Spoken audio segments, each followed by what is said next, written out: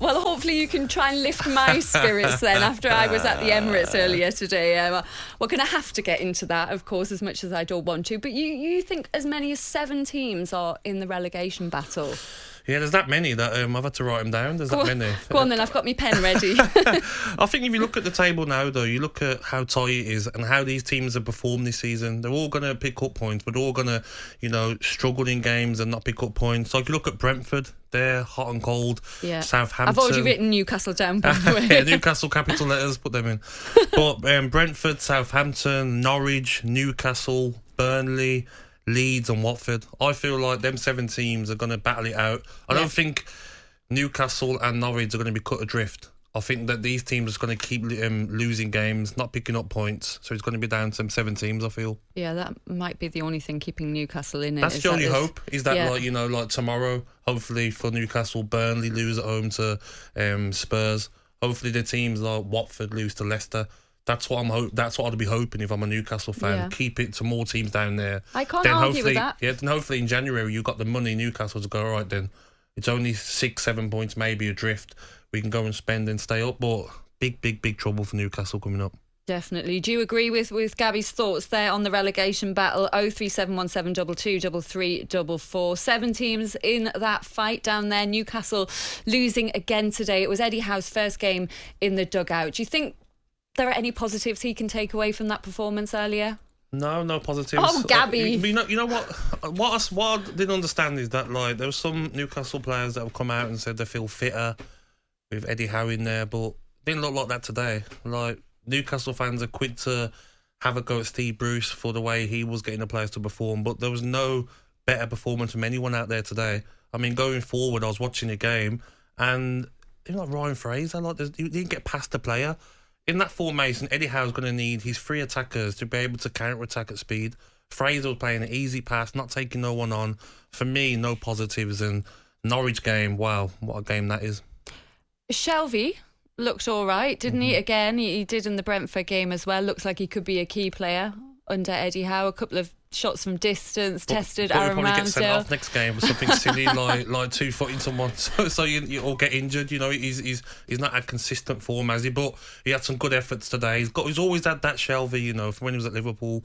Always very technical, can strike the ball, but I feel like they need a bit more in there. He lacks the legs in there for me. And Dubravka justified his recall, I thought. He made some decent saves today, and if we are going to have any chance of staying up, we've got to stop conceding. Yeah, that's 29 conceded now. I know, obviously, we lost 2-0 today, but it's the defending, though, for me. He done very good, the goalkeeper, but the defending for the Martinelli goal, I mean, how easy is that to score a goal? I was watching it and I was thinking, it's one ball from the right back. I think Lascelles played him offside or something. I don't know what he was doing. And just be able to go and score like that, the keeper comes out. But they seem to chop and change, don't they, the Newcastle centre-halves, but none of them, for me, are good enough. The goal, though, Martinelli, how good was the technique for that finish? Yeah, great goal. He looked at it, kept his eye on the ball and put it past the keeper. But come on, look how easy it is to get that chance. As a back 4, you have to follow your runner. No one's even picking him up. I think the Newcastle defence tried playing offside last minute when the ball was already played. It's too easy the way they're conceding goals. Of those teams that you've just given me in the relegation, are there 3 worse than Newcastle? Will there be 3 worse than Newcastle at the end of the season? Listen, Newcastle's only hope is to keep in touch, really, with the teams above them.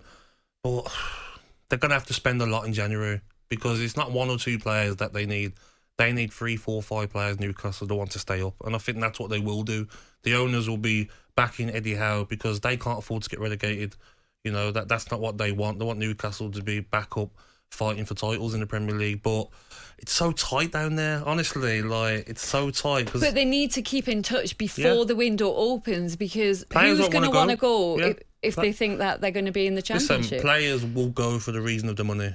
Let's be honest. You're going to get mercenaries, you might get 100 grand a week when you're a £40,000 a week player. So players will go to Newcastle for them reasons. But them players are going to want clauses in their contracts. Okay, if we go down, I can leave for this amount of money. But it's just worrying times for Newcastle because I look at the next 2 games, Norwich and Burnley. Massive games. But knowing Newcastle, they could lose both. You know, like it's two massive games where you say that Newcastle needs to get 6 points out of. Both at home as well. Eddie Howe's going to have to try and manage a few nerves, I think, as well, isn't he?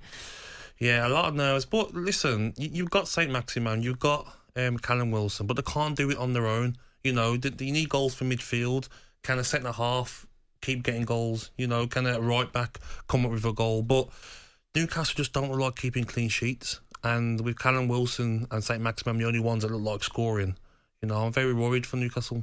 If you got a phone call saying, Gabby, you know, Newcastle, we're in trouble. We've got a big fight on our hands, but we'll double your money. Would you go? Yeah, I'll be there. I think, you know what, that's funny though, because... You'd be in the Lamborghini up the A1. I'll be like, yeah, I love the city, you know, I've always wanted to live in Newcastle, great place. It is. But players will go there for the money, let's be honest. Because when I was playing in the Premier League, Newcastle was the place where you were thinking, I'm not sure, I don't really want to go, you know, that far north, the weather, I'm not sure about that. I know it's cold, but it is a great city. Yeah, but players want to be close to London, you know, closer to London was the attraction. But you've got a chance to be a hero to some of the best fans in the world. But you'd have to pay more. If you offered now a player £40,000 a week at Newcastle or £30,000 a week at Brentford, they go to Brentford.